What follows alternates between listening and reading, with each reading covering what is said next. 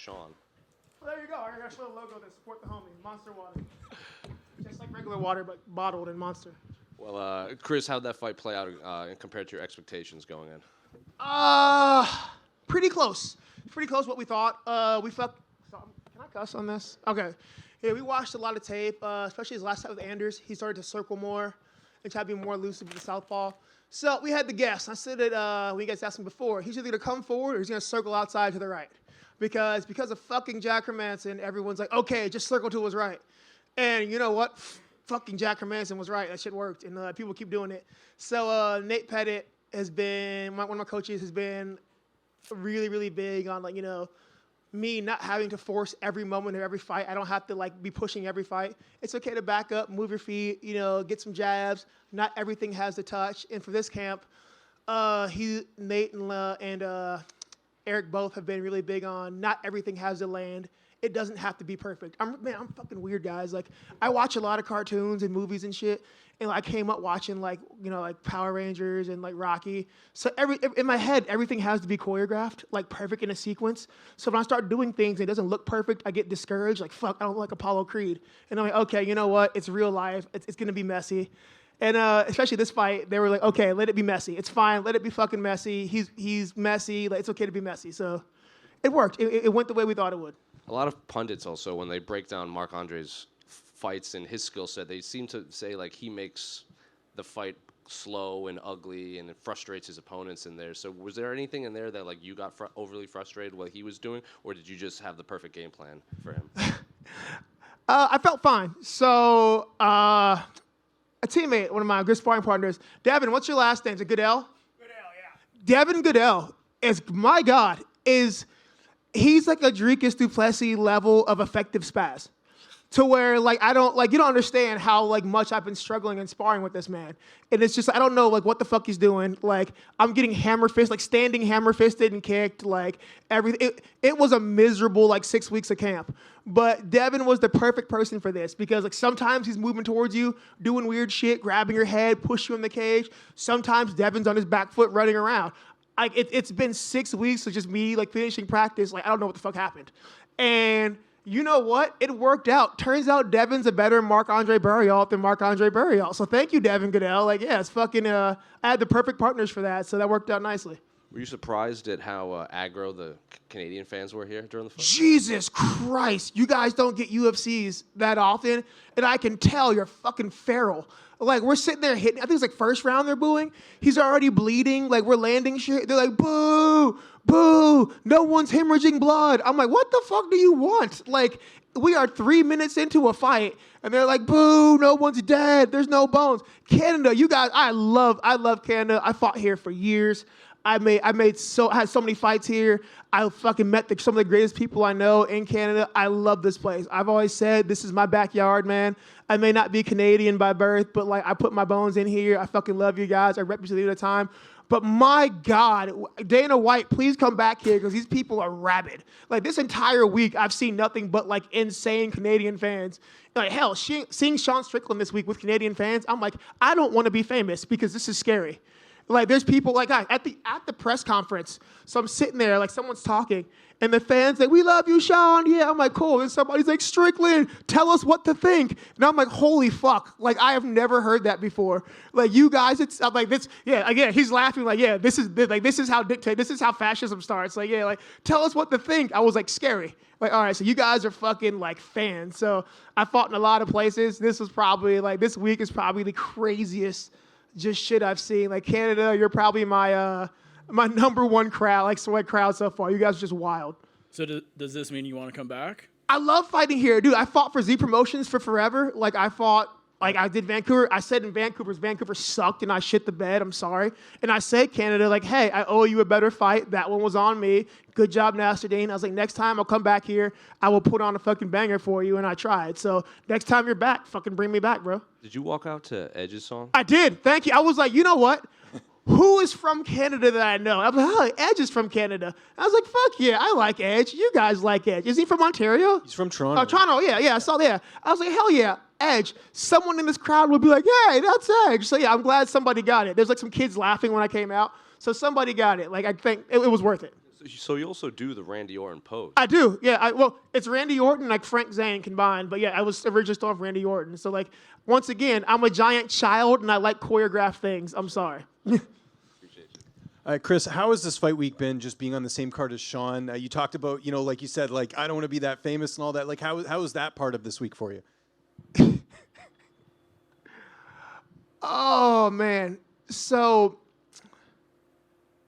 A while ago, what fight was that? I was talking to Eric Nixick about this. We're at a fight. We're talking about like, man, how fucked up would it be if Sean Strickland becomes world champion and everything? And then like a year later, Sean Strickland's world champion.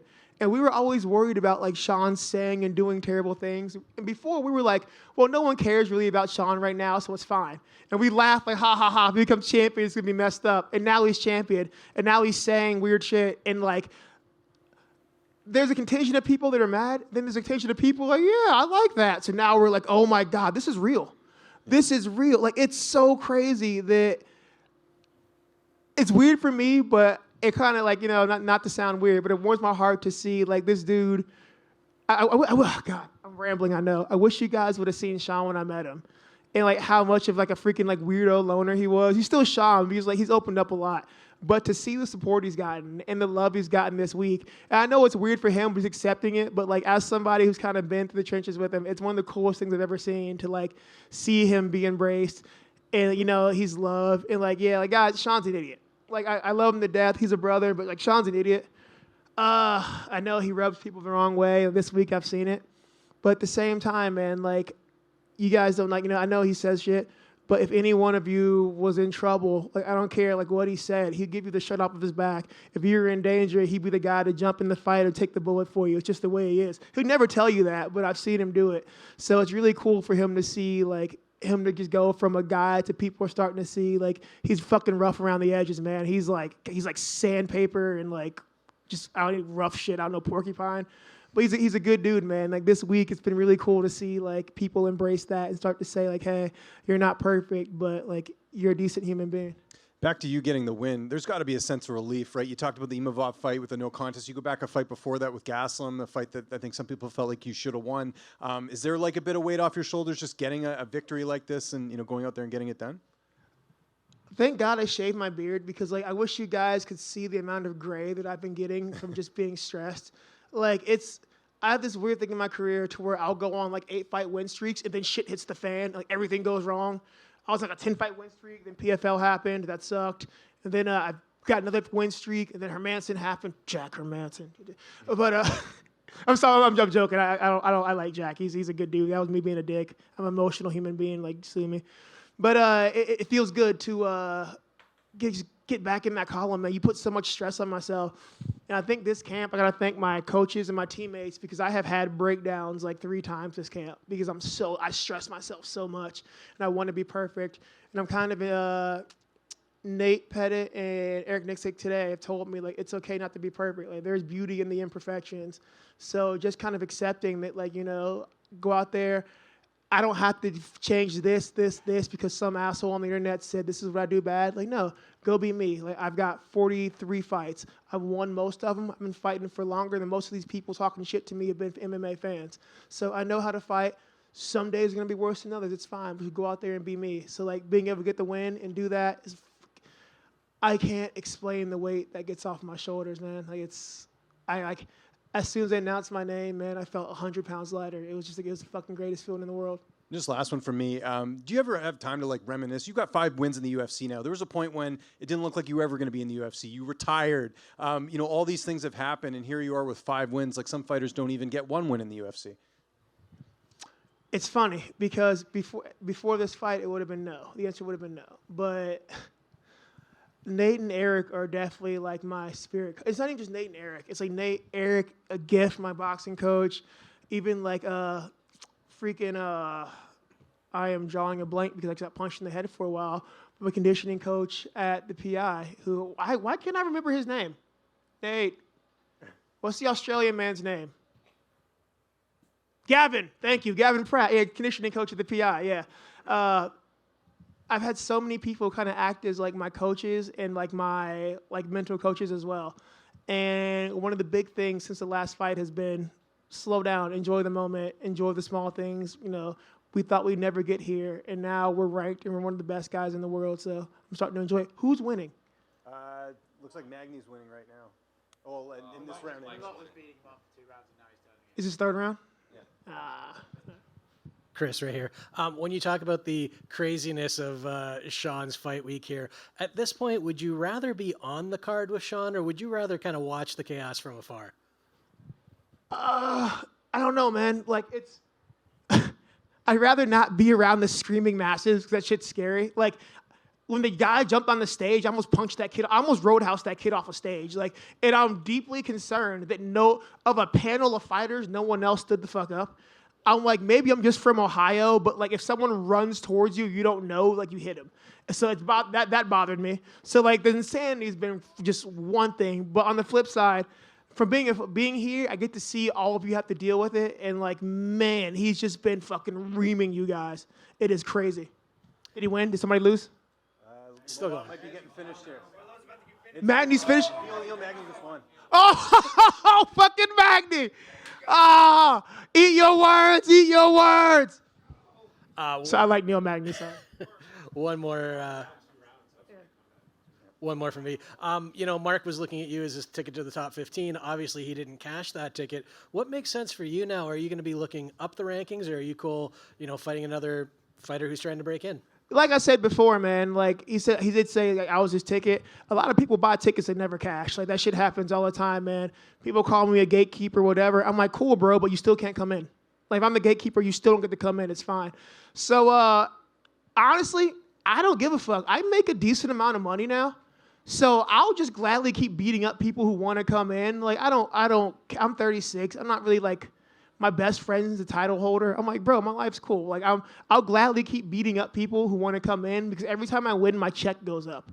All right. So like, fuck this. I'm here to just beat people up. Like there's nothing else. I don't know. My aspirations are strange, man. I just want to fight people. Like I don't want to worry about the politics and the other shit. I just want to beat people up. That third round was the most fun I've had in a year. All right. Like, excuse my language, but I've always told people I'd rather fight than fuck, man. And like that was like better than fucking right there. Like it was a great fucking moment, guys. So like if I can keep doing that and they'll keep paying me more, then fuck it, why not? What else am I gonna do? Chris, Anthony Hernandez, who's ranked one spot ahead of you in the rankings, he needs a new opponent for UFC 298. Ikram Alaskarov. Out of that fight they announced tonight, is that even something you? When is that?